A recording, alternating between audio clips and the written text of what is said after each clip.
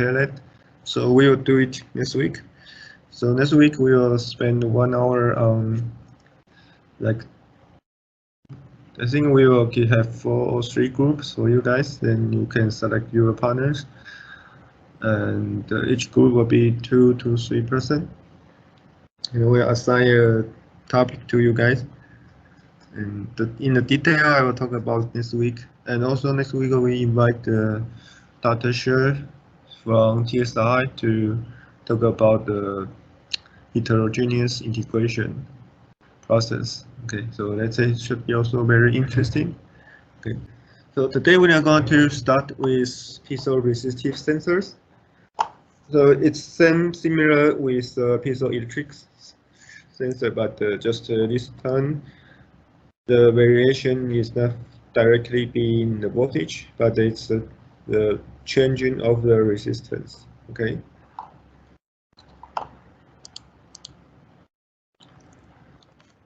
So we'll talk about the piezoresistive, and it's different on the metal and also semiconductor.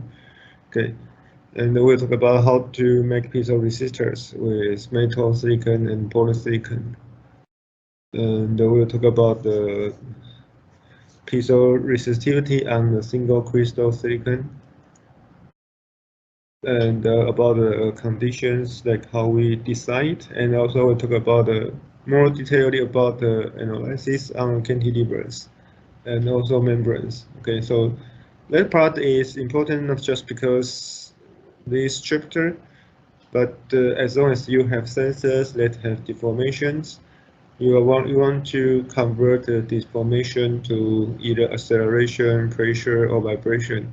You will need this. You will need those knowledges to design your sensor. Okay, and in the end, we'll talk about the example. Okay. So first, piezoresistivity is the resistance change due to internal stress or strain. Okay. So basically, our resistance should equal to the sheet resistivity times the length divided by the area of your resistor, right? So this is the length, this is the area. Okay. So which means the internal stress or strain will cause these changes on the resistivity or length or cross sections that will all change the resistance. Okay.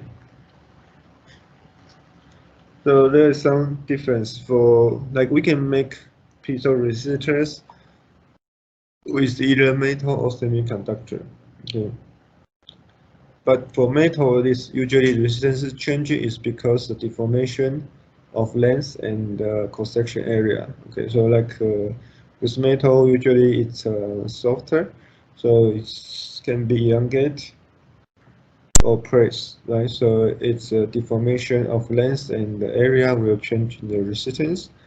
But for semiconductor, usually it's changed because of the resistivity changes. Okay, so this means the stress and strain will changes the mobility of your charge carrier inside the semiconductors. Okay, so they have different principles. Right? So for metal, it's a shape or deformed. For semiconductor, it's because the resistivity is changing due to the stress and strain. So for piezoresistivity, we have a definition we call it gauge factor, and we use G to present it. Okay, so the idea is the variation of resistance divided by original resistance, which is a percentage of the resistance changing, should equal to the gauge factor times the percentage of the variation of the length. Okay, and we know that delta L divided by L is actually our strain, right? If you remember, I think in chapter 3 we talk about it. It's actually strain, and we can use epsilon to present it. Okay. And for gauge factor, we have two different directions. One is a longitudinal gauge factor, which means the resistance change with the same direction of strain, right? Strain changing on this side, resistance changing on this side. So that we'll call it longitudinal gauge factor. And the other way is transverse gauge factor, which is a resistance change is perpendicular to the direction of strain. Okay, and we use GT to present it.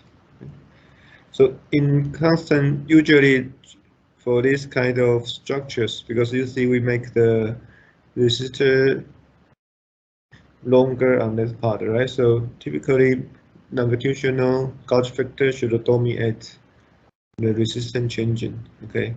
But the entire piezo resistance changing is consists of two portions. So one is longitudinal gauge factor, the other one is the other one is a transverse gauge factor, okay?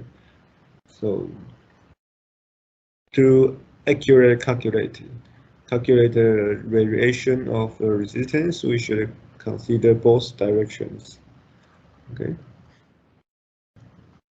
So first we talk about the piezo resistors. So one of them is, as we say, you can use metal to do it, right?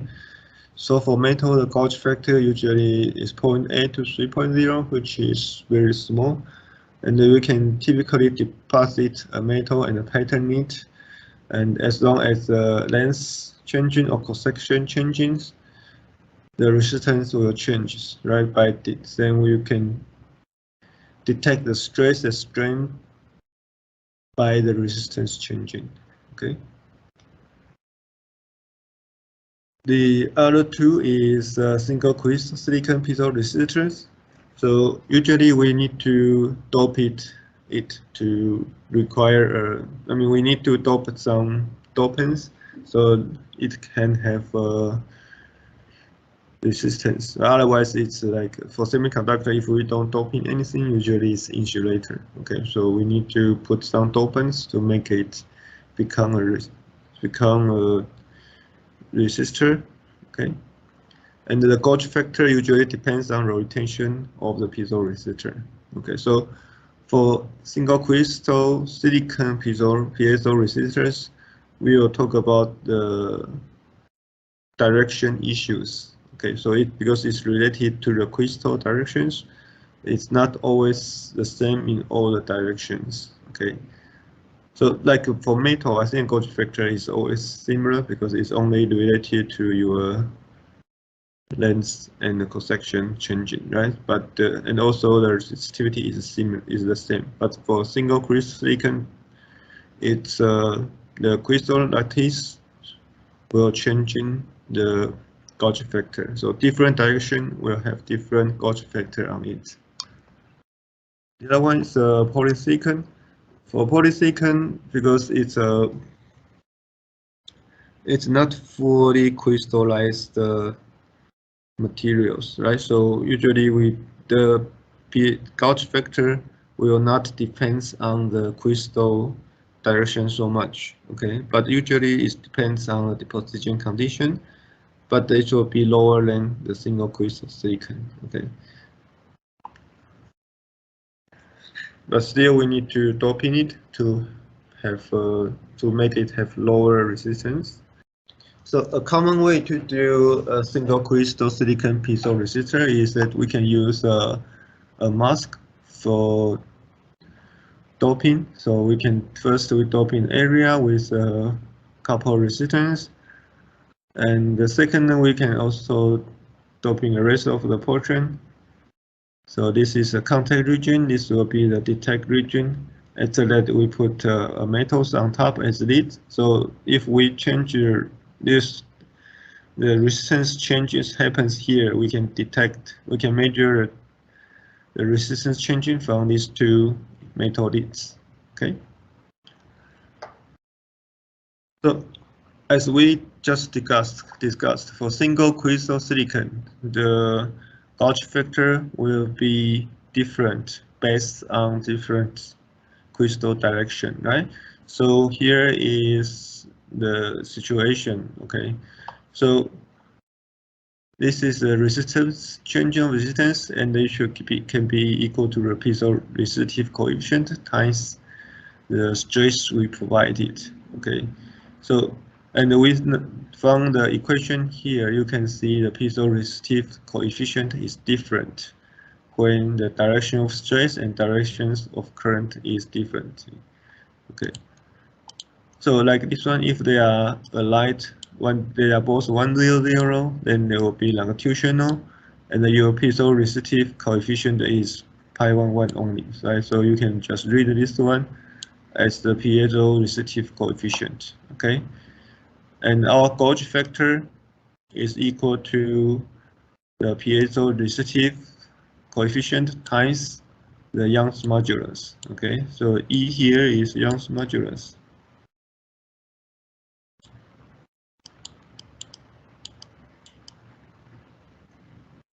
Okay, so which means if your relationship between direction of stress and direction of current will be it's different, then you will have different piezoresistive coefficient. Okay, so like if it's 100 and this is 010, so we call it transverse, and the piezoresistive will be pi12. Okay. Okay, so same thing happens on 110 and 110. Here, if it's same direction, we call it longitudinal. But in this situation, you have to calculate your piezoresistive coefficient by this. So you have to add pi11, pi12, and pi44 together and divide by 2. Okay, so based on this table, you can find piezo coefficient you want. And after that, you times the Young's modulus. Then you can find the gauge factor in different directions. Okay.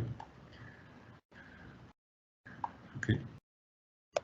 So here is the example. Like this is a single crystal silicon, and we talk about this is longitudinal piezoresistor. Okay, which means the direction will be the same, right? Okay. Like the previous slides, you see if it's longitudinal, they are all have the same direction, right? Okay. And you know that the cantilever will point in the 110 direction. So for longitudinal, which means your stress and the current are all on 110 directions. Okay. And you talk about this is a p-type doped. So p-type doped is here. Okay. So we want to find the piezoresistive coefficient of the piezoresistor. Okay. So if it's longitudinal piezoresistive coefficient and it's on 110 direction, so you know this 110 is 110, and we need to find this piezoresistive coefficient by adding pi11, pi12, and pi44 and divide by 2. Okay, so it's pi11 for this one because it's p-type. Okay, so 6.6 plus negative 1.1 plus 138.1. Okay, and divided by 2. Okay, so this is the result of the piezoresistive coefficient. And the Young's modulus of single crystal silicon is about 168 gigapascal. Okay, on these directions. Okay, so the gauge factor can be calculated by times piezoresistive coefficient with the Young's modulus, and it will be 120.6. Okay. So I think based on this example, you should able to solve these questions.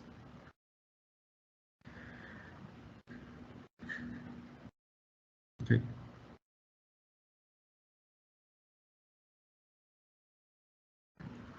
So please check your cell phone.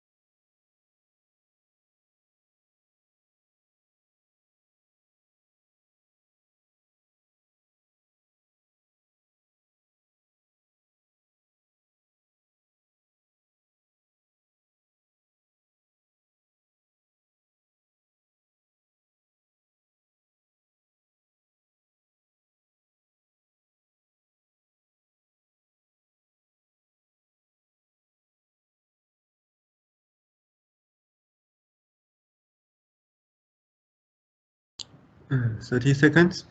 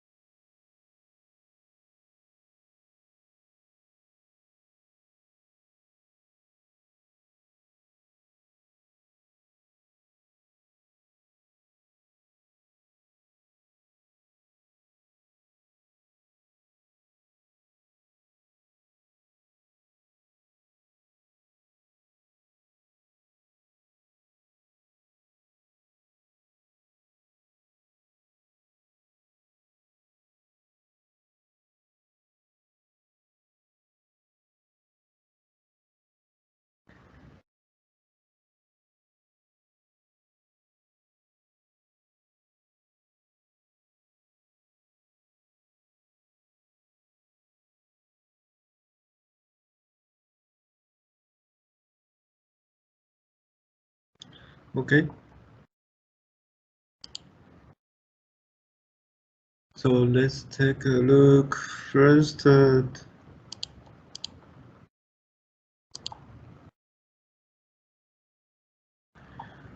First here you talk about piezo-resistive coefficient of current direction is 1 bar 0. So if from the original questions it's 110, right? Then if we move to 1 bar 0, then we have to use transverse here, okay? So and it's still p-type, so we have to use 60.6 plus negative 1.1 minus 138.1, right? And divided by 2. So it's around the negative 66.3, okay? So first one is good. The second one is the effective gauge factor of 1 bar 0 is negative 111 times 0.384. So we just times this with 168, and it should be around this result. Okay, so that should be good too. The third one is the piezoresistor doped. If we change to N-type, and it's 0.2100 now, the longitudinal piezoresistive coefficient will be, if it's 100, and as we said, it's still longitudinal, right? So it's 10 and 10, so only pi 11 can be considered. So it will be negative 102.1. So this is not good. And if we times this by 168, it should be around negative 71.696. Okay. So if we're looking for correct one, the answer should be 1, 2, and 4. Okay. Next, we talk about some analysis on micro-cantilever beams. So typically, we have two structures that is very common used when doing MEMS sensors. One is a cantilever beam, the other one is a membrane. Okay, so now we start with cantilever beam. So as we mentioned on the review of the mechanical parameters chapter, the maximum stress and strain is actually happens on the bottom, top and the bottom, right? Either you go up, then the maximum stress will be here, but one is tensile stress, one is compressed stress. Okay, so either way, the highest stress and strain will happen on the top and the bottom, but in different directions. So one should be tensile, the other will be compressive. Okay, so ideally we should put the sensors around the fixed point here. Okay, this is where we have a large maximum stress and strain, so we will put the piezoresistive materials on the edge. Okay,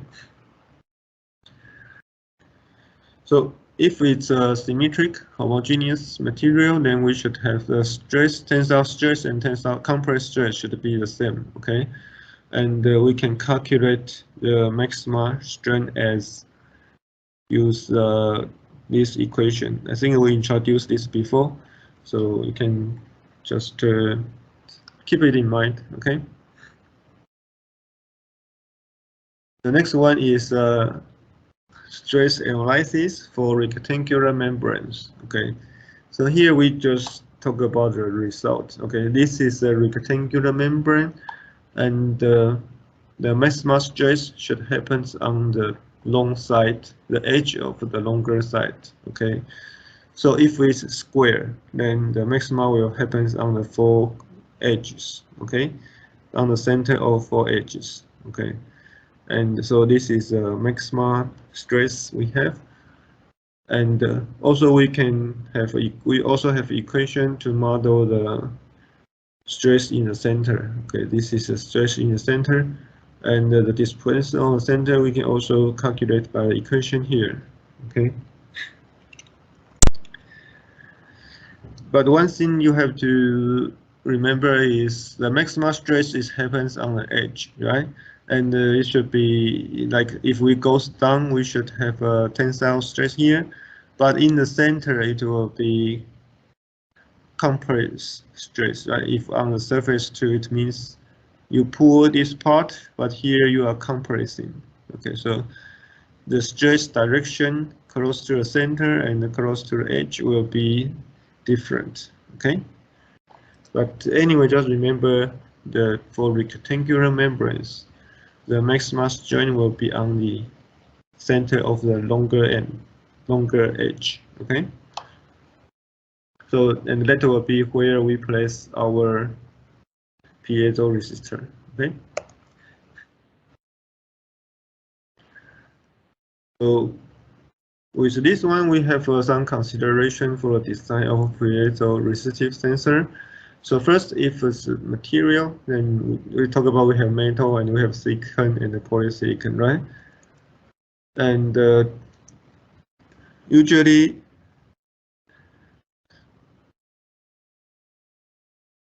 we will prefer to have silicon and polysilicon because the gauge factor is larger.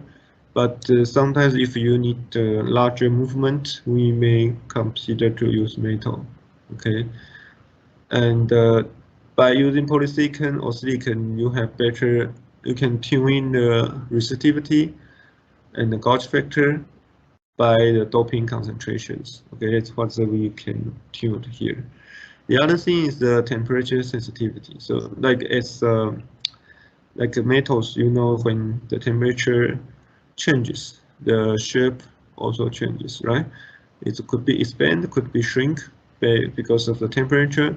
And in the meantime, it not only changes the shape it not only deforms, but also changes the resistance. Okay, and the same thing will happen on the silicon and the polysilicon. So the resistance changing of piezo resistor is one is from the piezo resistance, and the other will from the temperature coefficient of resistance, and then they will both reflect to the resistance changing. Okay, so usually we will use the circuit to compensate it. Otherwise, these two will make our measurement have some not so accurate. Okay, and also we have to, as we just discussed about, the location of piezo resistor have to be chosen to place on where have maximum stress or strain. Okay, so like for cantilever beams, we will put piezo resistor in the fixed end, and for rectangular membrane, we will put on the center of the longer edge. Okay. So to compensate the thermal effect, we will use a Wheatstone bridge. Okay. Because we know on Wheatstone bridge, if we place 4 resistors together, and all of them will be affected by both thermal and the piezo part, right? So just only one is deformed, and the other one maybe not. They don't suffer by stress or strain, but all of them will have because they put in the same temperature, so the thermal effect will be the same, and they will be eliminated during the calculation. Okay, So we can use Wheatstone bridge to help us reduce the effect from the thermal part. Okay. So before talk about the applications, you can check this question and to see how much you understand the previous ideas.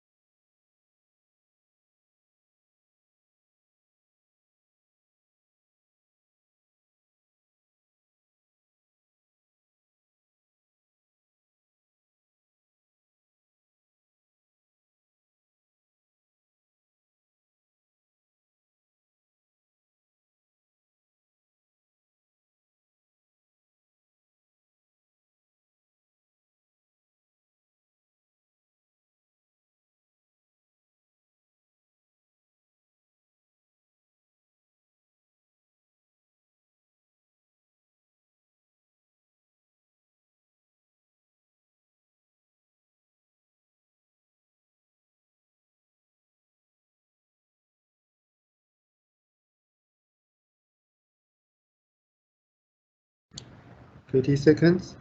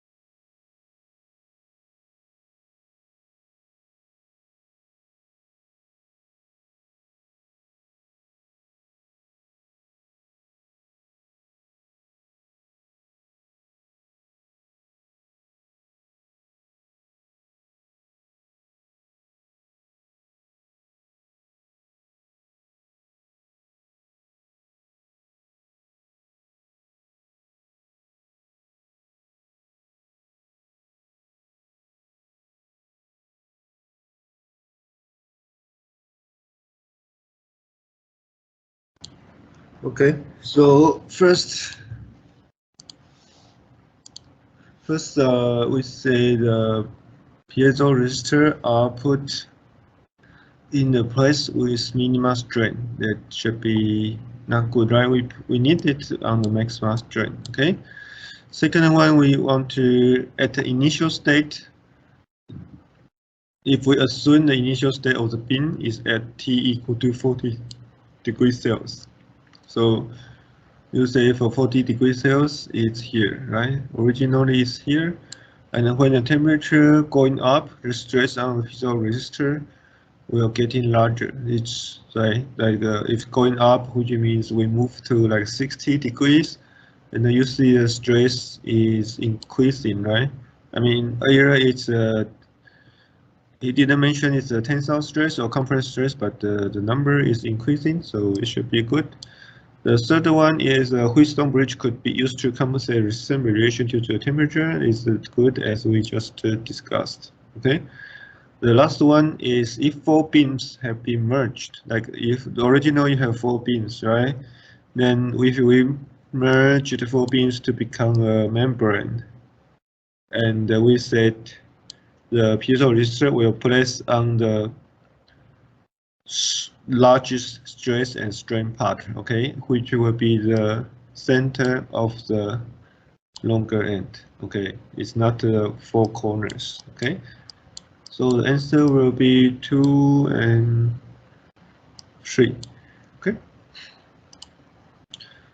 so after that we will quickly go over some applications. Okay, so first as actually like electrostatic sensors, the application is also similar, right? Like just different sensing series. Okay, so we will have a piezo-resistive accelerometer, piezo-resistive pressure sensor, tactile sensor, artificial hair cell sensor, something like this. Okay, and first we discussed about how to do a piezo-resistive accelerometer. So sensing is that we need a proof mass to increase the sensitivity, okay? And as we mentioned, the maximum strain will happen on the fixed end, so we will put our piezo resistor here, okay? And so when we have accelerations, you see it's a banded, okay? And the force will equal to the mass times the acceleration, okay? So here you know F. The force we're looking for is equal to the mass of this proof mass times the acceleration, and the momentum can be calculated by the force times the length here with the length, half length of the proof mass. Okay, so that will be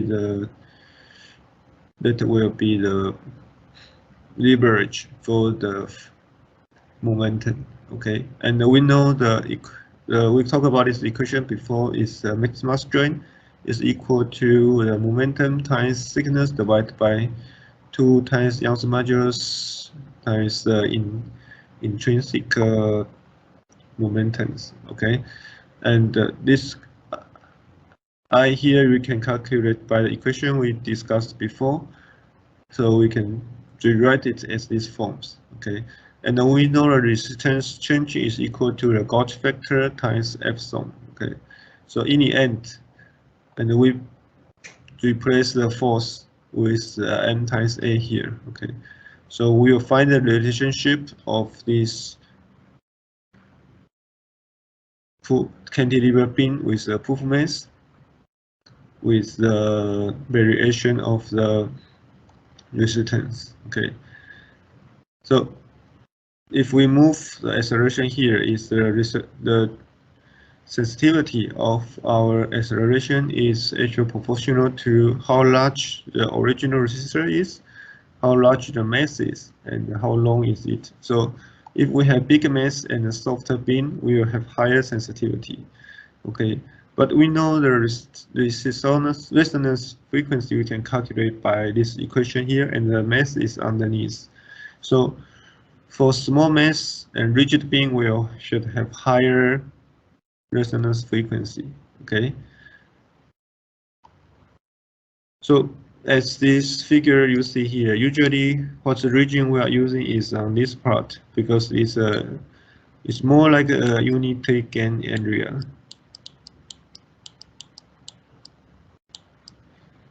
So in this area, the result will not affect by the frequency response. Okay, then if we go to a resonant frequency, which means our result will be amplified because this is in the close to resonant frequency, and you will have larger vibration. Even the acceleration is not so big compared to previous. Okay, so if you have small mass or rigid beam, your FR can be larger, so you will have larger area to measure. However, in this situation, our beam will be harder and the sensitivity will be lower. Okay, so there will be a trade-off on it. Okay. Here we just talk about how to make an accelerometer. We just discuss about, and you can dope in the piezo resistors on this stage.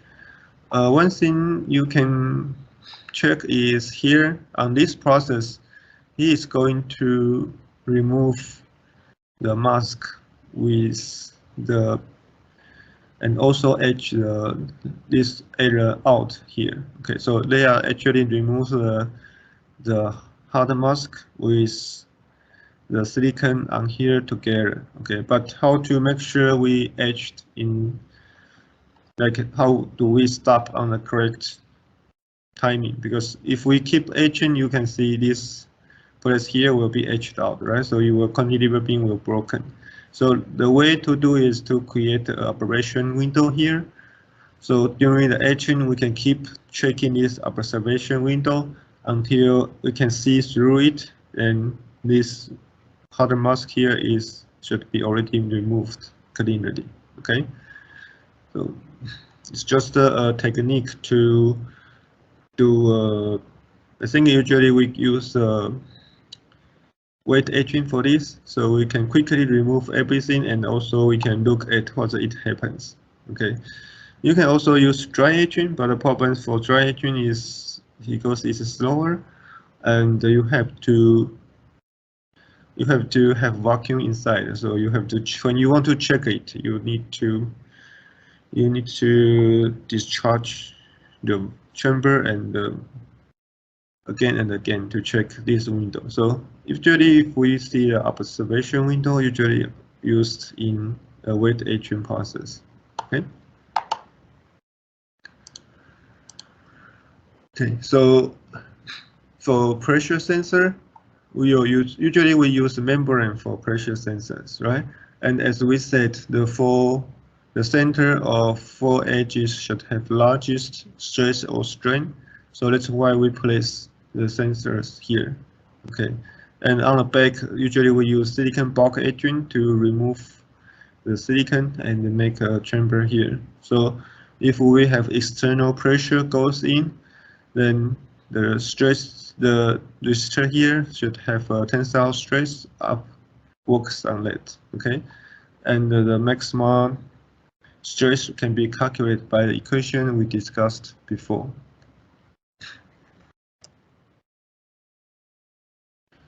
The other way to do it is that not only put the resistors on the full center or four edges, we also put it in the inner edges.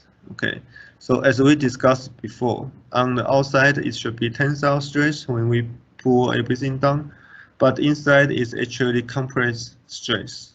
Okay, so with this we should able to amplify the signal, the variation of the resistance, right? Because outside the same movement, which we all move down, the same movement we can cause tensile stress and the compressive stress here on different directions. So we can use these properties to increase the output, to increase the changing of the resistance. Okay.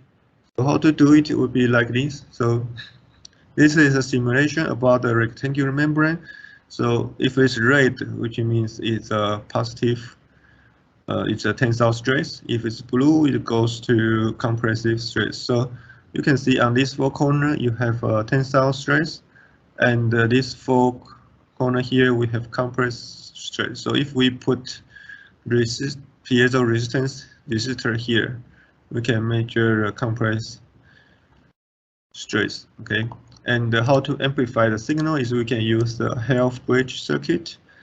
Okay, so like here you have R1 and R5, right? And the output voltage,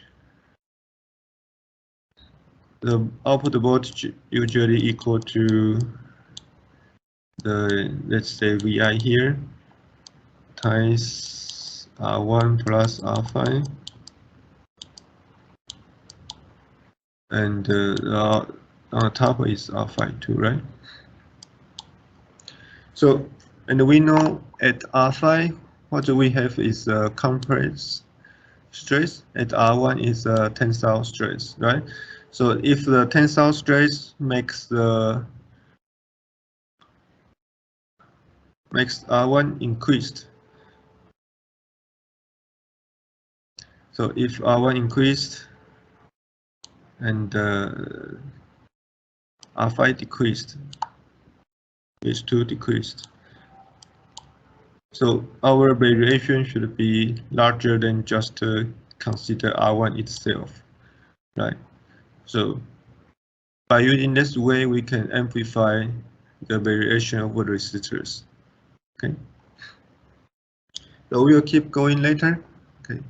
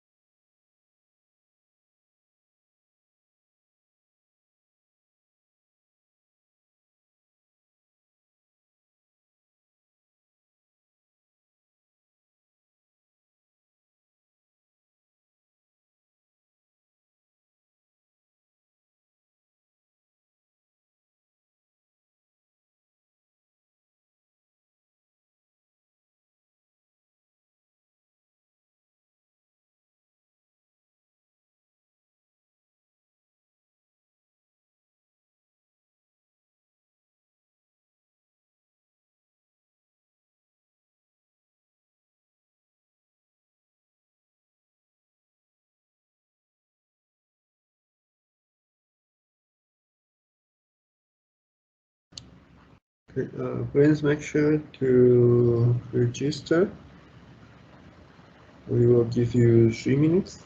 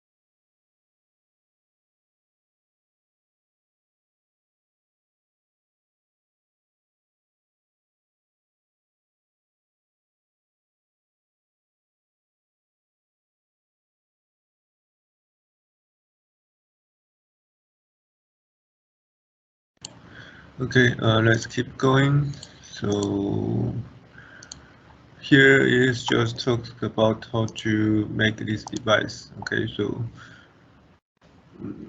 it's using the superficial layer to, because we know in the like fluoride you can only etch silicon oxide instead of silicon.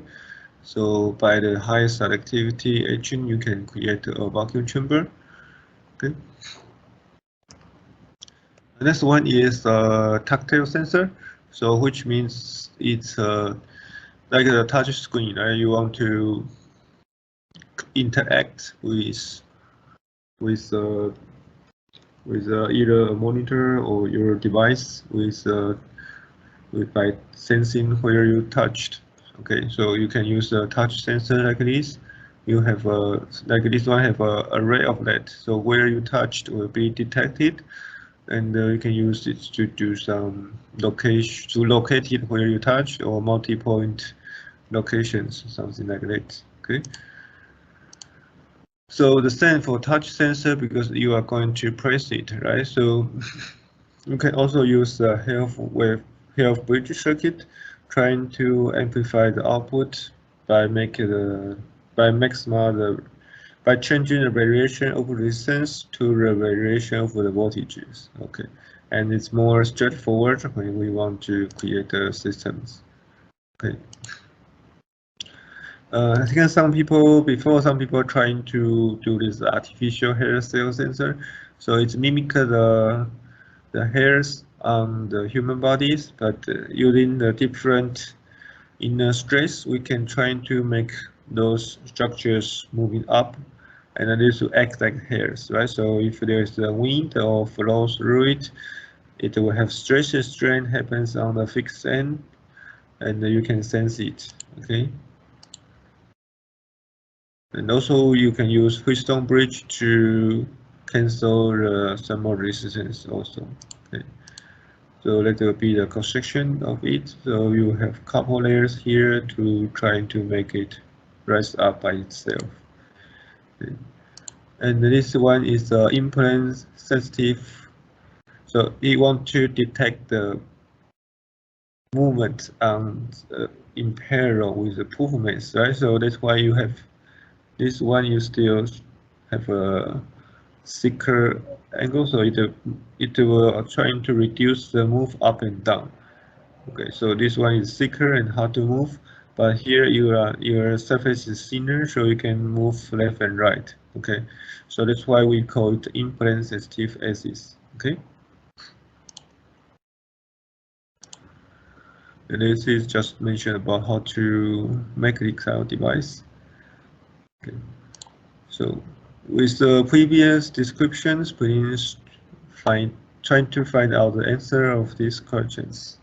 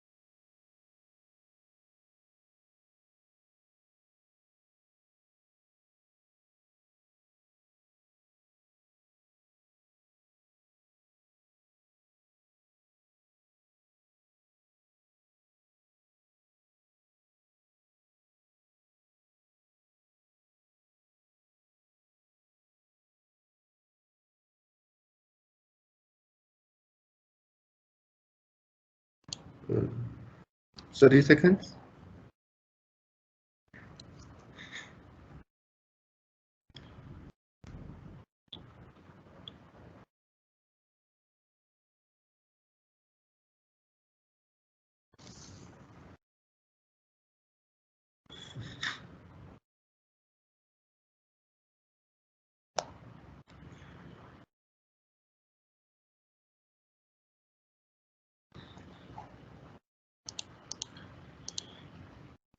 Okay, so first we will talk about which one's correct distributions, right?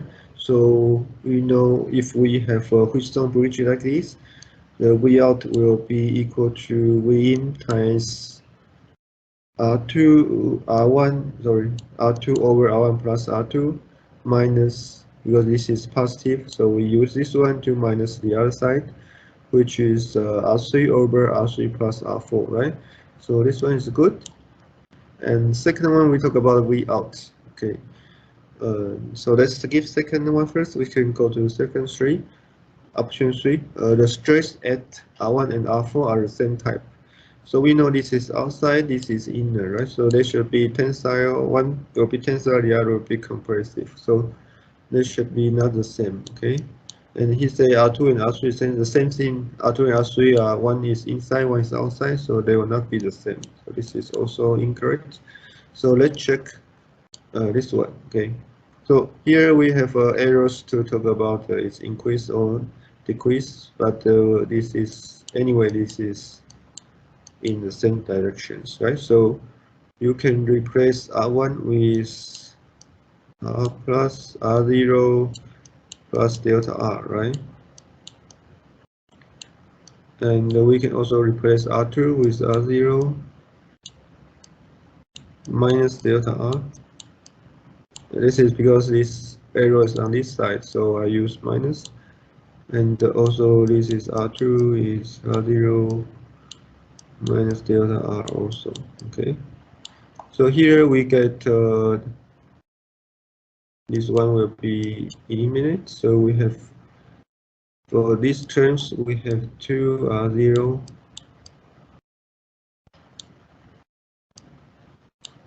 over R0 minus delta R,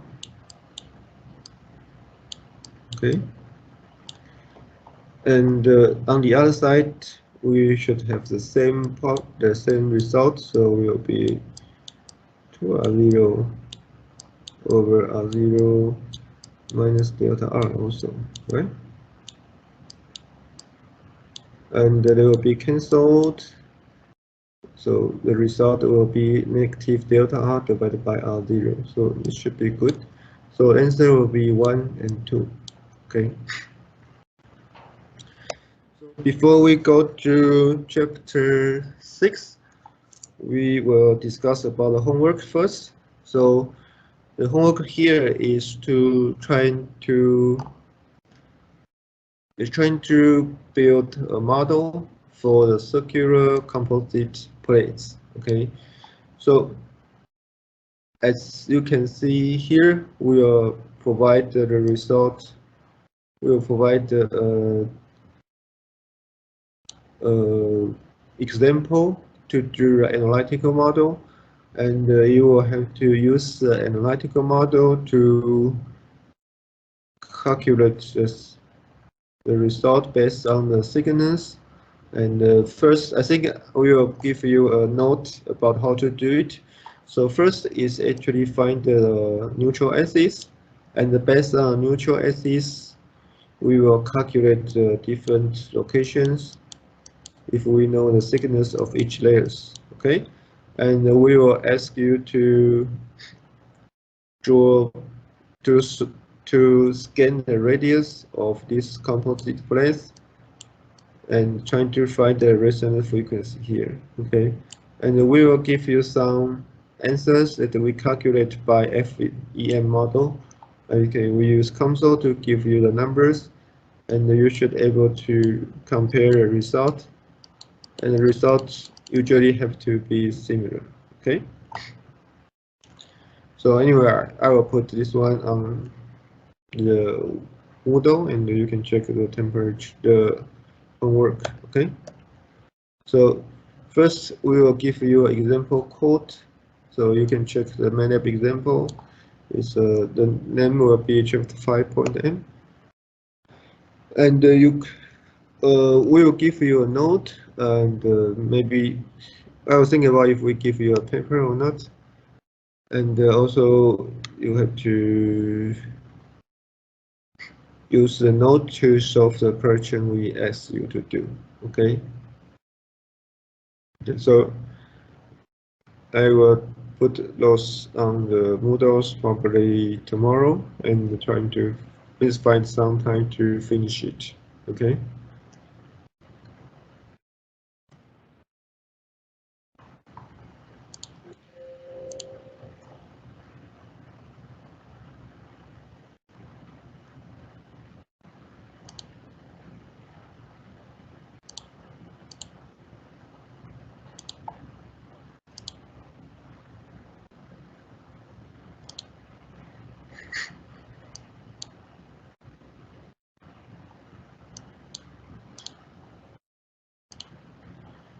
Next one we will discuss about the piezoelectric sensor and the actuators.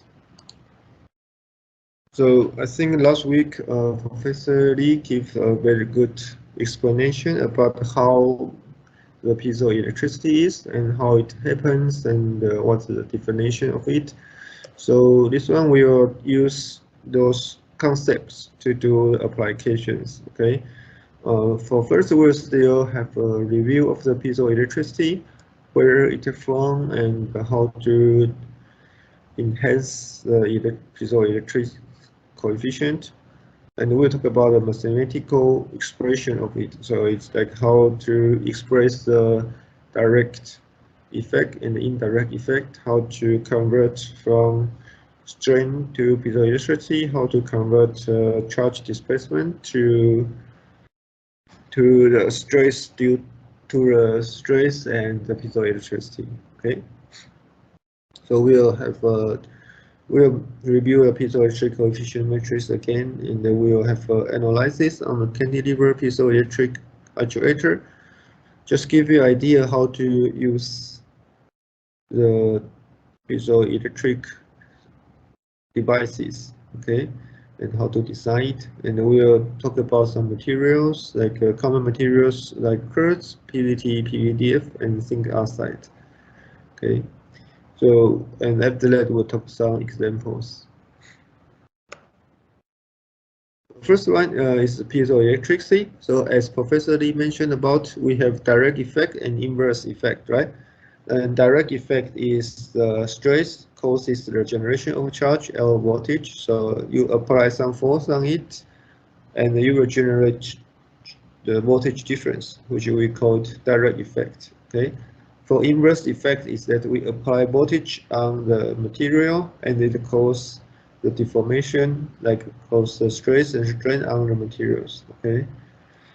And the direct effect was help us find first because you can easily measure it even it's small, but at the moment we don't have a very strong piezoelectricity material, so you need to apply very large field to make a very small strain happens, and also we don't the equipment to measure deformation at this level was not allowed on that moment. So direct effect is 5D first. That's why we call it direct effect. Okay, and the inverse effect is find later.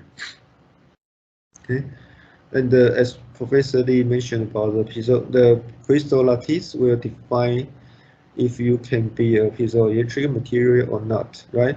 The condition is you need to have unbalanced positive and negative charge center. If it's central symmetric, you will never to have piezoelectricity. Okay, so where you can have is charge is not balanced. Okay, so to enhance the piezoelectric, we can pull on it, or you can call it polarization.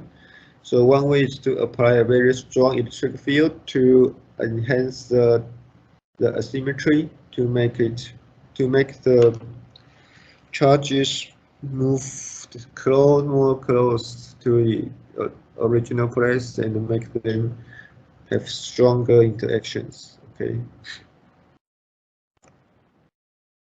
So the other way is actually we can depolarize the material too. Okay. So like originally, if we apply an electric field to polarize the piezoelectric material, and we apply the voltage on the other direction, the polarization can be dismissed because of we apply the different electric field. Okay, and also if we electrical material have a very strong vibration or shock, it could be depolarized too. Okay, the third possibility is temperature. Okay, so like if you go to buy the PGT discs, they will mention what is the Curie point. Okay, if you heat it over Curie point, the polarization could be also dismissed. Okay, so that is what you have to keep in mind when you use the piezoelectric materials. The other one is aging. So you don't apply anything, but you use it several times, right? Like the piezoelectricity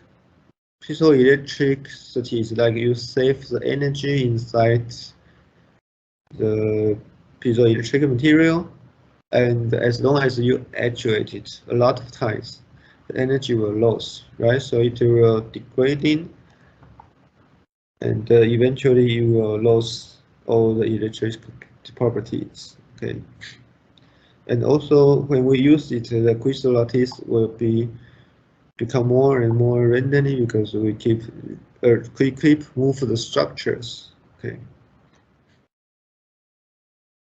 So as we mentioned before, the central symmetric will not have any piezoelectric effect. What we can have is a non-central symmetric, and also not only the structures, but also the distribution of the charges. So that we can have piezoelectricity. And of the origin of the piezoelectricity, we can have a direct effect and the inverse effect that we mentioned about. And also make sure you understand the stress and strain. The direction of the stress strain should be always the same, right? So like if you press it, then you generate electric field on this direction.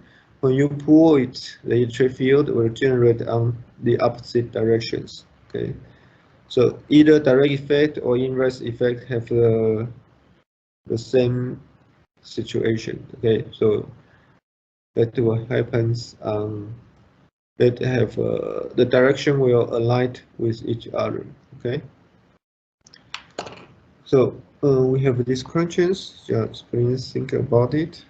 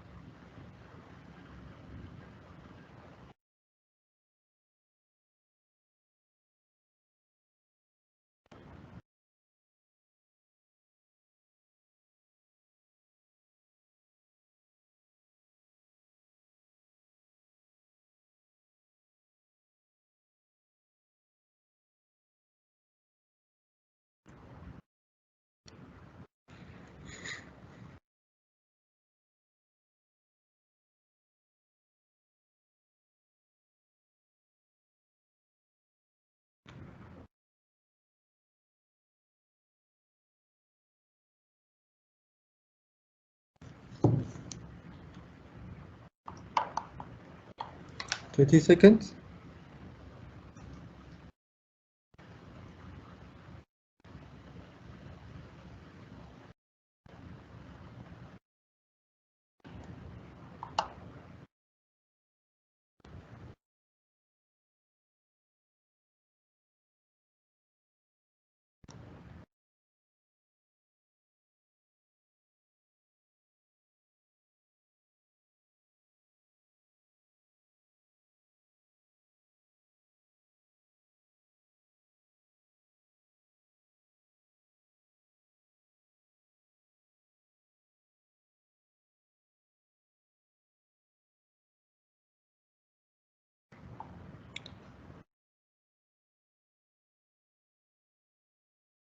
Okay. So first, we check about A and B have opposite inverse effect due to their material properties. So you see, when we apply the voltage on different directions and they have the same deformation direction, right? They are both expanded, so apparently the inverse effect direction will be opposite. Okay, so this should be good. The second one, C, is a shear piezoelectric effect. So you see, you apply voltage here, you see it's twisted on both sides instead of move up and down. So it's a shear forces. So it's true. The third one, ABC, will all be central symmetric material. It's not possible, right? Only asymmetric material can be piezoelectric materials. Okay. The direct effect of A and B will be the same direction. Let's see, because we know this is the inverse effect is opposite directions, right? So the direct effect should also be opposite too. Okay, so this is not good. So answer will be 1 and 2. Okay. Okay. So now we talk about the mathematical expression of piezoelectricity. I think last week we also discussed about this matrix also. So here we just go a little bit deeper. So this is for direct effect, which means we have input of stress and we should cause the electric field to create it, like create the voltage. But here we use D, which is electrical displacement. This is the unit is coulomb per meter square. Okay, so it's actually it's a charge of over a unit field. Okay, and here is piezoelectric constant, right, with these directions. Okay, and this is will be the stress we applied. So you could have a normal stress or shear stress. Okay. So from T1 to T6, and you see this direction here. The direction is also important, so you have to check this one. So like direction, we have normal stress for 1 and 2 and 3, right? So this is T1, T2, and T3. They are normal for normal stress, and the 4, 5, and 6 are shear stress. Okay. What you have to take it in mind is like you see the stress on one direction is actually point to the same direction like the shear stress phi, right? Although it's twisted, but you can see in some way they are actually aligned. So somewhere you have T1, usually will have T5 also. Okay, and T2 and T3 are paired. T4, T2, and T6 have the same direction in some scenario too. So here is just meaning about the direction is similar, but the changing is still different. Okay, 6, 5, and 4 they are shear stress, so which means the distortion will be on the surface. Okay, on the surface, not up and down. Okay, and 1, 2, 3 they are normal stress, so you will create up and down strains. Okay. Okay, so here and also the inner electrical field. So if in the meantime we have electric field applied on the materials, they will also be counted on the electrical displacement. Okay, so this is epsilon. So D is equal to epsilon times E. If we don't have stress, this is actually a single is pure electrical definition. Okay, so if we know so we can calculate the electrical displacement by this matrix here. Usually we will not apply the voltage or electric field. So usually we don't consider this part. Okay, so usually we have applied shear forces or normal forces and use the piezoelectric constant to convert it. Okay, and we will get electrical displacement, and this electrical displacement should equal to if we have the result, then you can calculate it by the epsilon, the permittivity. This will be the permittivity times the electrical field you applied. Sorry, electric field we generated. Okay, so we call it EG here. So which means when we know the displacement, we can calculate the electric field by divided by electrical displacement with permittivity, right? And the voltage will also can be calculated by the electric field. So we can evaluate if we times the electric field with the length, it will be our voltage. Okay, so you see it's a volt per meter, so we times how much thickness of it, we will convert to voltages. Okay. So I recommend you take more look about the direct effect, like how to explain it and how to convert the electrical displacement to the voltage. Okay, because the voltage is what you are gonna to read in the end. Okay. Next one will be the inverse effect. So like the total strain will equal to the compliance matrix times the applied stress. Okay, so this is what we already applied on the forces, and this is what happened when we apply electrical field. Okay, so for inverse effect, usually we don't count here because usually we don't apply any other stress when we're trying to actuate, right? Right now we apply voltage and we ask him to have a deformation, which is to have a strain here. Okay, and also make sure the alignment of the piezoelectric constant is slightly different here. So like previously you go 11 to 16 on this direction, and right now you go 11 to 16 on these directions. Okay, so you do a transpose for it. Okay, so same thing when you have relationship between strain and the applied electric field, then we know how much deformation we can apply it. Okay, so this will also usually use on the actuator. Okay. Next one is the piezo material we usually have, like a zinc oxide, PZT, quartz, lithium titanium, lithium niobate, and PVDF. And this is a direct dielectric constant, Young's modulus, something like that. And also, we just talk about the Curie point, Curie temperature. Larger than this could make the electric material depolarized.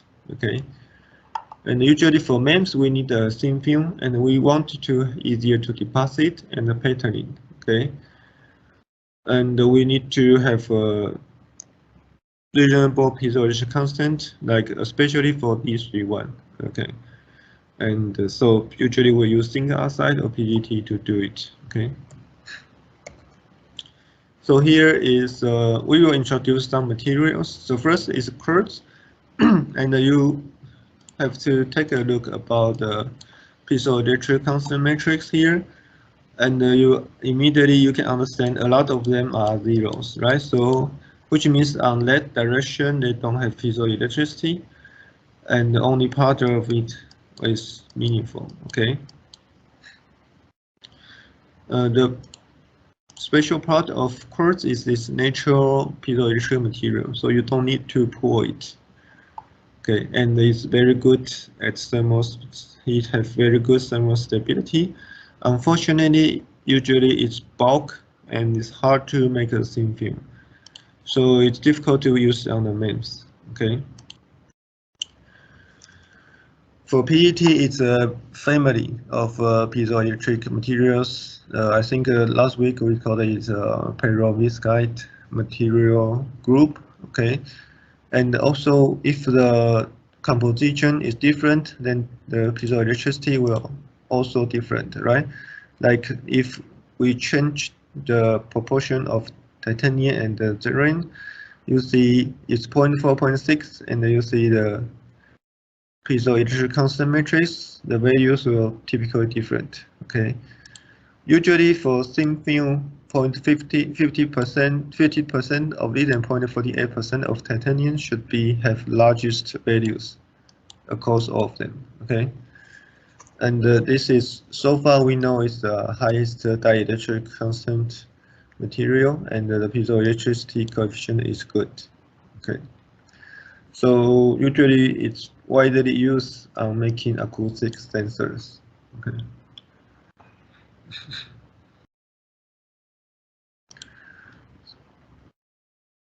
The other one is zinc oxide is also very popular, and the good thing is that we don't need to do polarization. Okay, so it's very easy to use, and they can.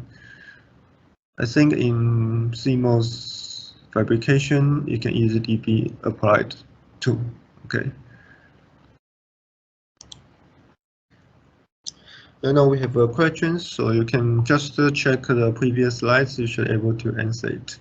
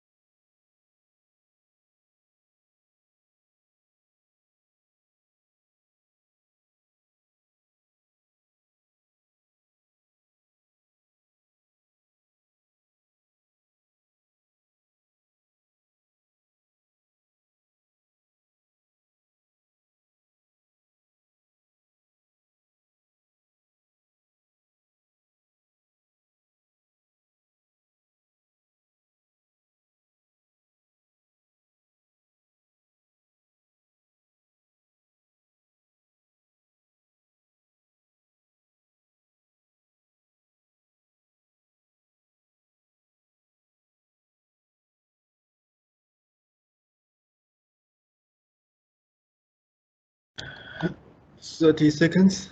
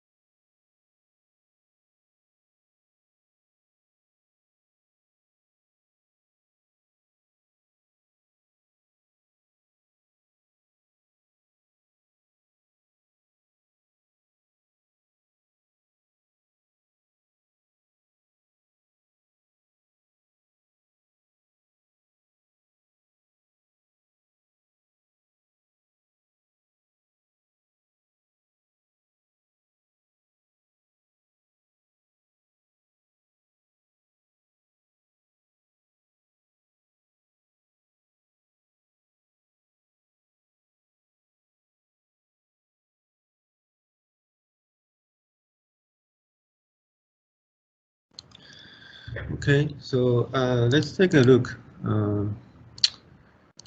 First is D31 with absolute value of zinc oxide is larger than quartz. Let's see.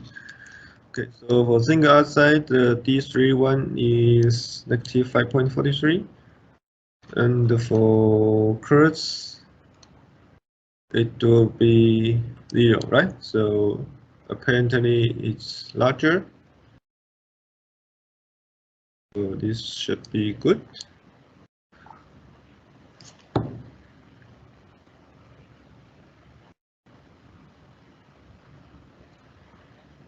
The second one, the D31 of these two different PVT is this one is larger. We know this one usually have the largest value in all of the piezoelectric coefficient, so this should be not good. Third one, the D33 of this is larger than D31. I think let's check it. Okay. So this is PVT. We are looking for this proportion. So this is D31, which is 44.2. This is D33, which is 11.7, right? So let's say D33 is larger. Okay, so that's good. The last one, D33 of this one is larger, and it's not going to happen, right? So this ratio usually have largest piezoelectric coefficient in any kind of directions. Okay. Okay, so I think we will stop here today. Next week we will invite Dr. Xie from TSI to talk about heterogeneous integration. Okay, so it's a very common process right now, even for very advanced semiconductor fabrication process. So like TSMC, they has involved a lot in this fabrication process too. Okay, so make sure you could attend and deliver some questions.